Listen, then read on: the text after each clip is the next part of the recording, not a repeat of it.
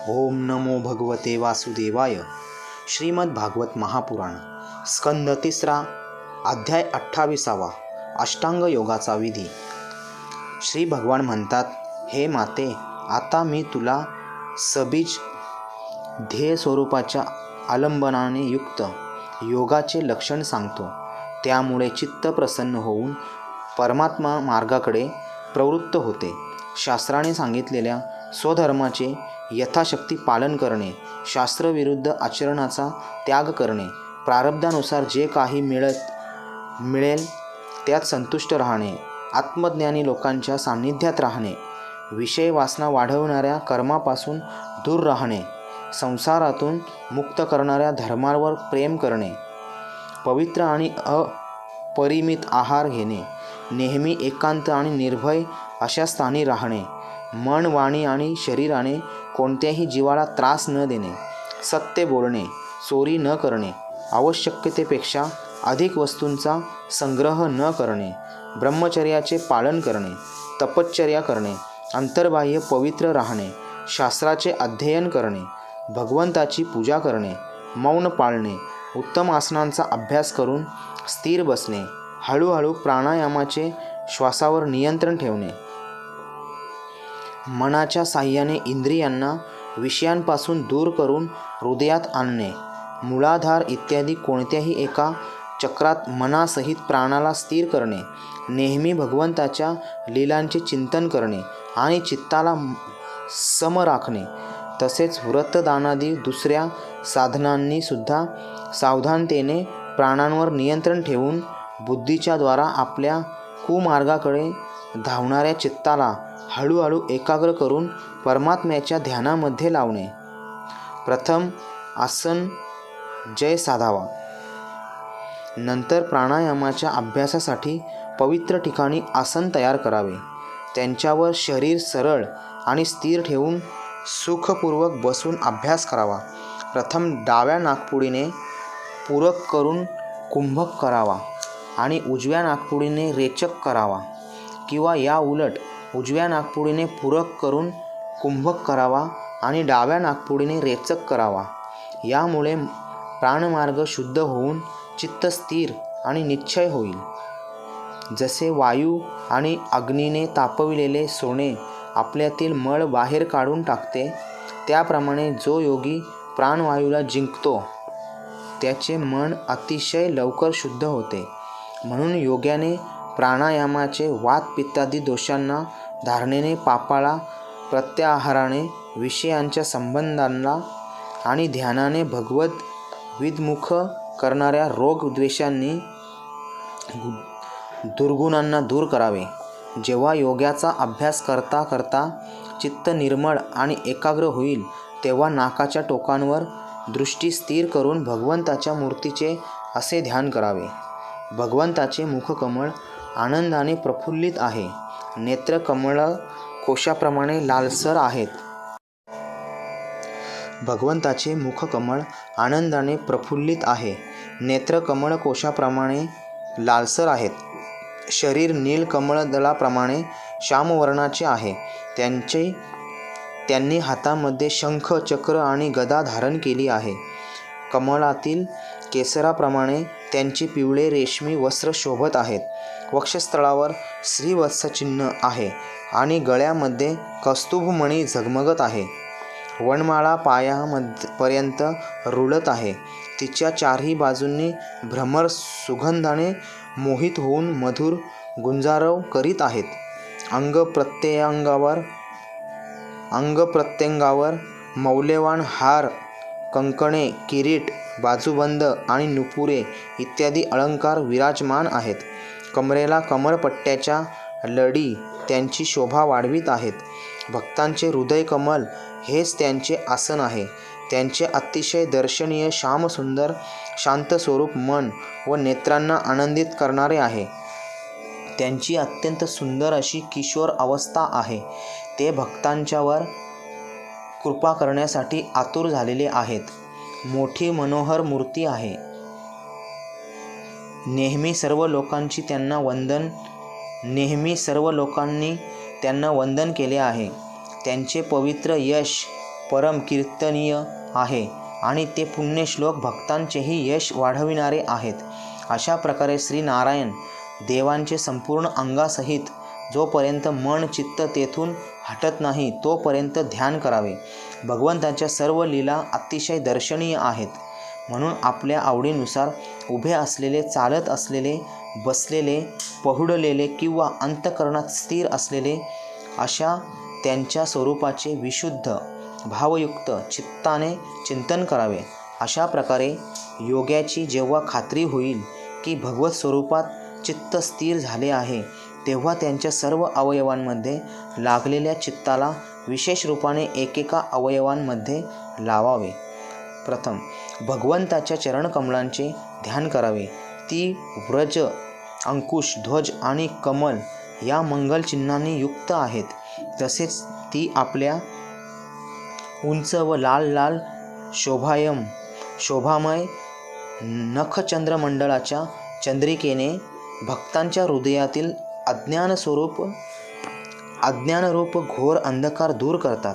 ही चरणकमळे धुतलेल्या पाण्यापासूनच जी नद्यांमधील श्रेष्ठ गंगा नदी प्रगट झाली होती, तिचे पवित्र जल मस्तकावर धारण केल्यामुळे श्री महादेव अधिक मंगलमय झाले. ती ध्यान करणाऱ्यांसाठी पापरूप पर्वतावर सोडलेल्या इंद्राच्या वज्राप्रमाणे आहेत. भगवंताच्या अशा चरणकमलांचे चिरकाळपर्यंत चिंतन करावे.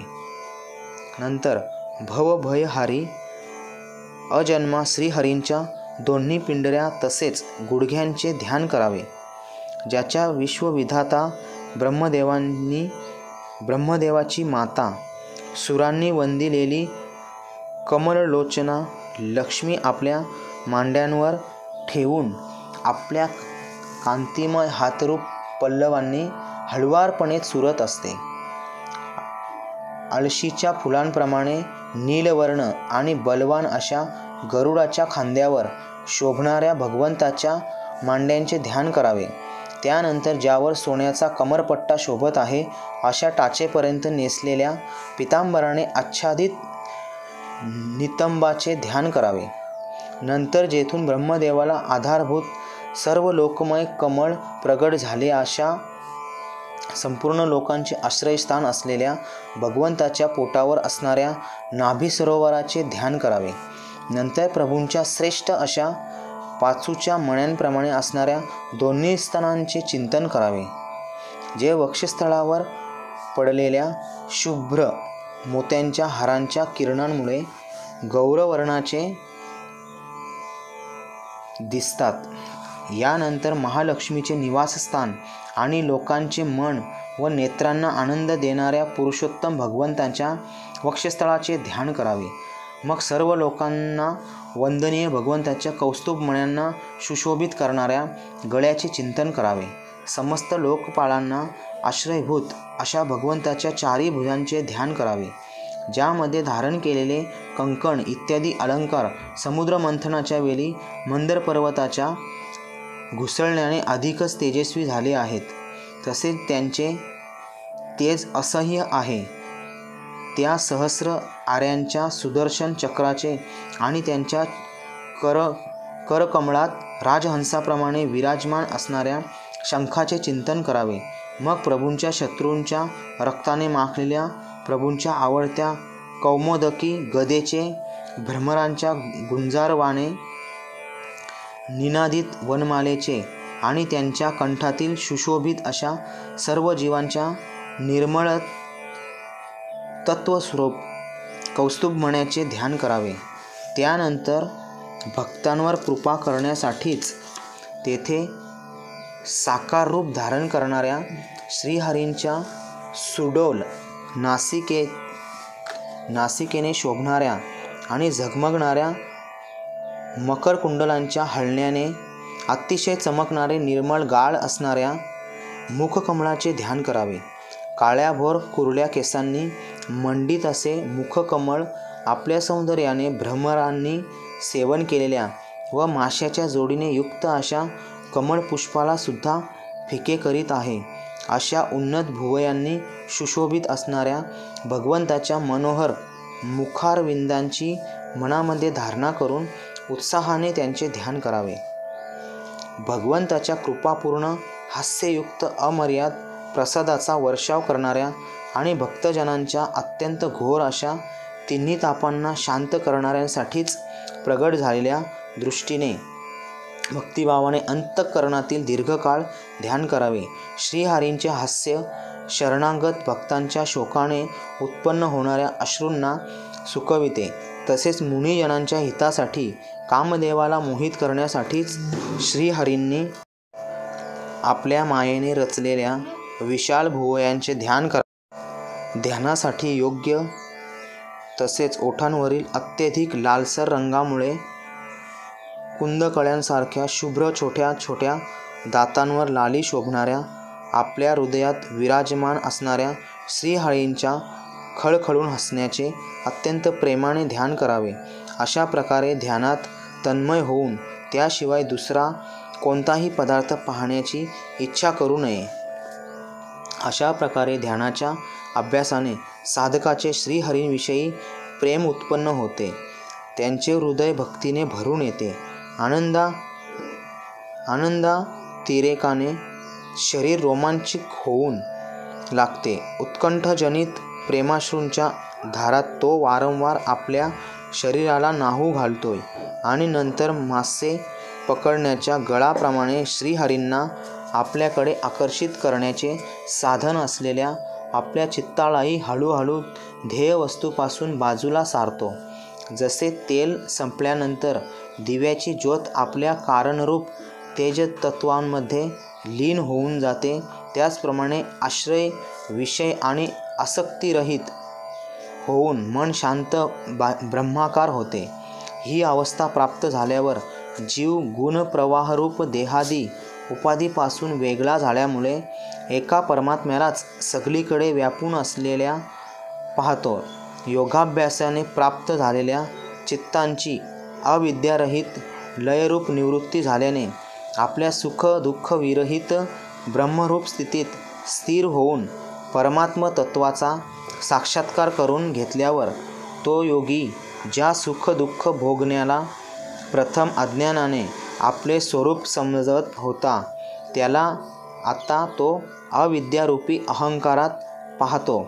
जसे मदिरेने धुंद झालेल्या पुरुषाला आपल्या कमरेवरच्या वस्त्रांची शुद्ध राहत नाहीत, तसे अंतिम अवस्थेला प्राप्त झालेल्या योग्यालाही आपल्या देहाचे उठणे बसणे किंवा दैववशात कुठे जाणे किंवा परत येणे याविषयी काहीच ज्ञान राहत नाही, कारण तो परमानंदमय स्वरूपात स्थिर असतो. त्याचे शरीर पूर्वजन्मीच्या संस्कारांच्या अधीन असते. म्हणून जोपर्यंत त्याचे पूर्वीचे प्रारब्ध शिल्लक आहे तोपर्यंत तो इंद्रियासह जिवंत असतो. परंतु ज्याला समाधीपर्यंत योगाची स्थिती प्राप्त झाली आहे आणि ज्याने परमात्म तत्वाला चांगल्या प्रकारे जाणले आहे, तो सिद्ध पुरुष साऱ्या प्रपंचासह या शरीराच्या स्वप्नात जाणवणाऱ्या शरीराप्रमाणे पुन्हा स्वीकार करीत नाही, पुन्हा त्यात मी माझेपण ठेवीत नाहीत. जसे अत्यंत स्नेहामुळे पुत्र आणि धनामध्ये वाटणारा आपलेपणा विचारांती नाहीसा होऊन मनुष्य त्यांच्यापासून स्वतःला वेगळा मानतो, त्याप्रमाणे योगी ज्या देहाला आपला आत्मा मानत होता त्यापेक्षा आपण वेगळाच असल्याने जाणतो. जसे कोलीत ठिणगी किंवा स्वतःपासून उत्पन्न झालेला धूर, तसेच अग्निरूप झालेले लाकूड याहून अग्नी वेगळा आहे, त्याचप्रमाणे भूत, इंद्रिय, अंतःकरण, जीव आणि प्रकृती याहून साक्षी असलेल्या ब्रह्मसंज्ञक पुरुषोत्तम वेगळा आहे. जसे देहदृष्टीने जरायुज्ञ, अंडज, श्वेदज आणि उद्बीज चारी प्रकारचे प्राणी पंचभूतमात्र आहेत, तसेच संपूर्ण जीवांमध्ये आत्म्याला आणि आत्म्यामध्ये सर्व जीवांना अनन्य भावाने व्यापलेले पाहावे. जसा एकच अग्नी निरनिराळ्या लाकडांत त्यांच्या वेगवेगळेपणामुळे निरनिराळ्या आकाराचा दिसतो, तसेच देव मनुष्यादी शरीरात राहणारा एकच आत्मा आपल्याला आश्रयांच्या गुणभेदामुळे भिन्न भिन्न प्रकारचा भासतो. म्हणून भगवंताचा भक्त जीवाच्या स्वरूपाला झाकणाऱ्या कार्यकारण रूपाने परिणामाला प्राप्त झालेल्या भगवंताच्या या अचिंत्य शक्तिमय मायेला भगवंताच्या कृपेनेच जिंकून आपल्या वास्तविक स्वरूपात ब्रह्मरूपात स्थिर होतो. अध्याय 28 समाप्त. ओम नमो भगवते वासुदेवाय.